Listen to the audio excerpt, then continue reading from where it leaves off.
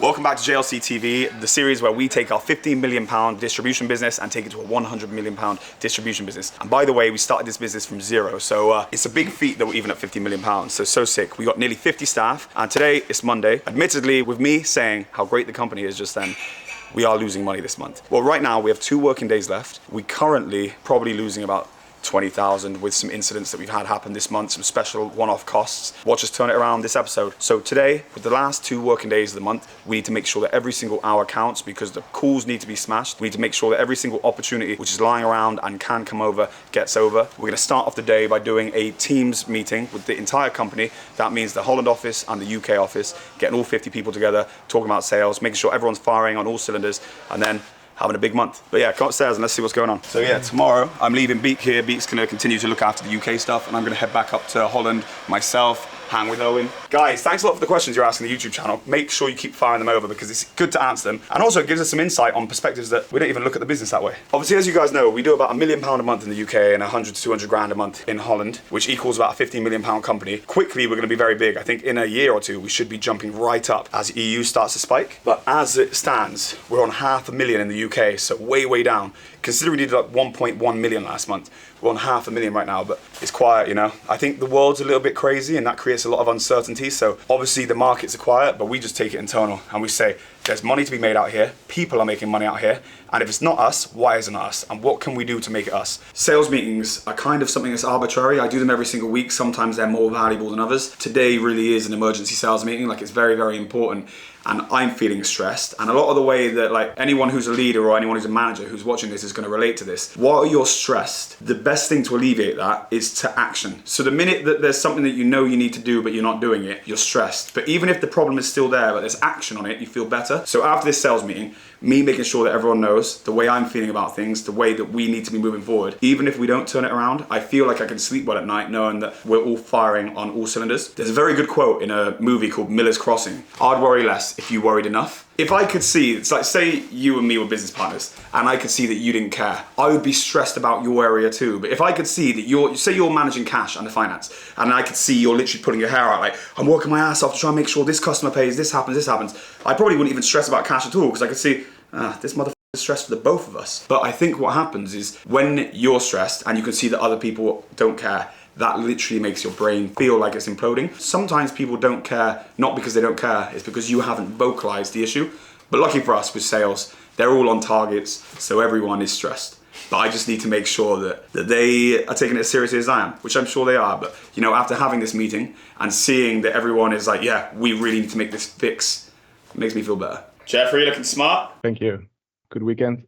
Smoking my new shisha. I'll chuck a video into JLC TV. The guys bought me a shisha, this gift. It's so cool. Rick and Morty, like baseball bat. Okay, Athena then, why don't you start us off? Joel's ops, please. 3,000 laptop risers. All right, perfect. 3,000 laptop risers and 700 plugs. Perfect. Cheers, Athena. Harry, how we looking, brother? Yeah, all good. I'm hoping to get 150 cases and screen protectors over with. Hopefully I've got some other little bits I can chase over for the end of the month. Get that op in and smash the calls, Harry, all right? Yeah, sound. Nice, brother. All right, Josh, how we going? Yeah, good. I'm hoping to get those 450 Wolverines and Glass in this week. I think it went into a cool down period, so I think we're just waiting for that. But yeah, I'm going to see what I can try push again to get it for end of month.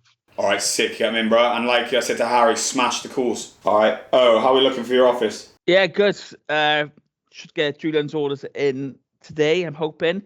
So it could be combined about 10 grand into over 2 separate orders. So once they come in, that's then putting you instead for the best month yet, right? Yeah. So you see the compound growth. Sometimes it feels slow, but like big. Where are we going to be this time next year? Sick work, bro. Get that order in and let's... I know one quick one as well. I'm just working on an order which is looking really good. It's roughly turnover over 250 grand. Wow. They've placed in a sample today, and the samples for a keyboard is $300 because they need to make the mold. So it shows a bit of commitment that we'll get a PO this morning for the sample, $300, which $300 it costs. Sick, bro. That's major. And the profit on the order as a minimum is probably going to be close to. Sick. And they'll place the order in the next two to 3 weeks. Nice. And they getting a sample from anyone else, or is it just us? Us. No one else can make it. Sick, bro. It's a pogo pin keyboard connection. We've had to make the mold as well, so it's pretty sick. Nice. All right, sick, bro. Let's get it in. Penny, how are we looking? I think we should have 150 webcams this week, but there's nothing else I know for sure. But I've got a few ops to chase up, and we're going to see on Thursday, so we should hear a few bits then. All right, sick. Good luck.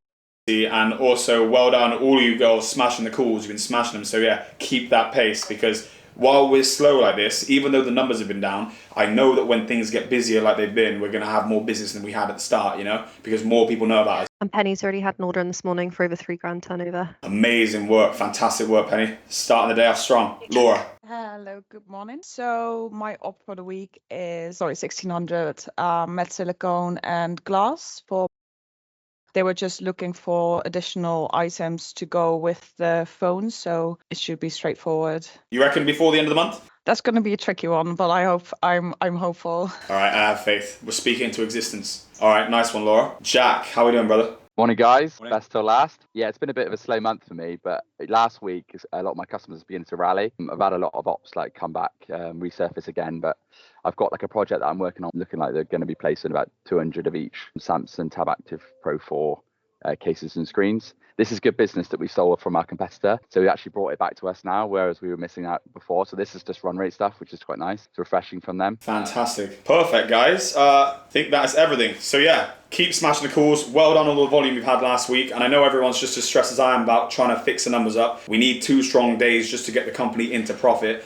So hopefully we can do that. If not, I know it's not from lack of trying. So yeah, do what you can, guys, and just take every single minute as seriously as you possibly can, because they're critical right now. Ops are going to come in here. Luke's going to take the ops meeting, or he might take it in the warehouse. He kind of goes between the two. Morning, guys. Hope you all had a good weekend. 2 more working days to go. So far this month, we're averaging 167 orders a day. So it's down from 191 last month. The volumes have dropped off like quite significantly from the last month. Still averaging roughly what we were doing in Feb though, so it's not completely quiet. I mean, order volume, just keep pushing through and just clearing out what we can for end of month. Really good job on the stock take. We're at 43% now. Really good job getting to that figure, considering obviously the volumes have dropped off a bit due to the fact that we're not shipping as much. It's really good that we're just keeping the stock take going. Let's have a big week. This is for the firecracker incident.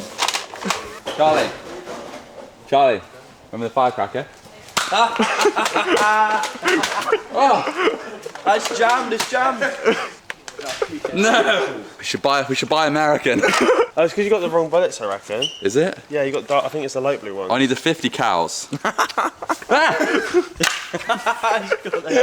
I drive back to Holland tomorrow, and it's important that I get my car's got some problems. The cup holder doesn't work, and I go on a driving trip for a week in June, and I need to get my cup holder fixed. So I'm dropping it off. I'm gonna leave it and collect it when I'm back. And I believe we got a few questions from you guys on the last video, so I'm gonna answer them now. Sauce Pappy says, great episodes. Thank you. I can envisage the EU company doing better than the UK over time. Yeah. Much more opportunities across the border. His question is, are you very reliant on your Chinese supplier? How would you prepare if issues with China affected your stock coming in? Okay, I'm gonna get into the Chinese stock stuff in a second.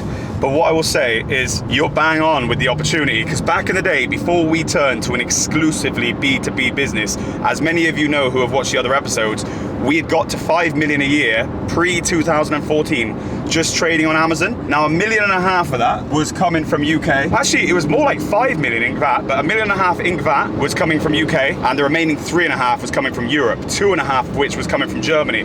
So if those retail statistics are anything to go by, then I envisage it's going to be far bigger in Europe. So yeah, I mean, we're already just doing 100 grand on a bad month like it's nothing. So what are we going to do when we've actually got some traction out there? I think it's going to be wild how big it is. As for the Chinese supplier, no, brother, that is very much on my mind too. We already have insurance policies in terms of a few different suppliers. We got UK suppliers, other suppliers over Asia, but we're looking to get more heavy metal suppliers outside of China. Yeah, I think the world is going to a place where it's uncertain, and obviously we pray that there's no issues.